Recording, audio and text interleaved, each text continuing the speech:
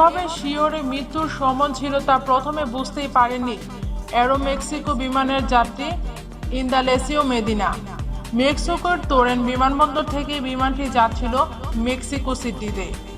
তোরেন বিমানবন্দর থেকে take off এর পর ইন্দালেসিও ম্যাগাজিন পড়ছিলেন।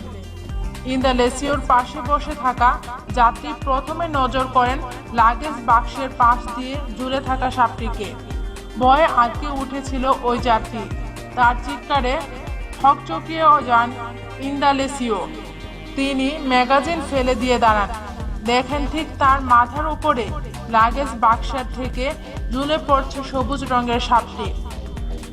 ইন্দালেসিও মোবাইল ফোন দিয়ে সাপটির ভিডিও তোলেন। ততক্ষণে যাত্রীদের চিৎকার ছুটে আসেন ফ্লাইট অ্যাটেন্ডেন্টের দিকে।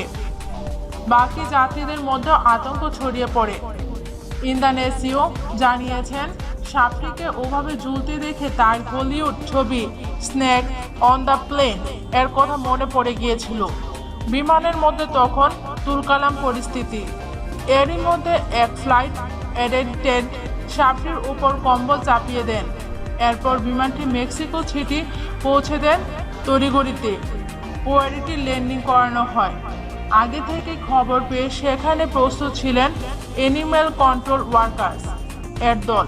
তারা বিমানে উঠে সাপটিকে উদ্ধার করে নিয়ে যান। এরোমেক্সিকো পরে একটি বিবৃতিও দেয়।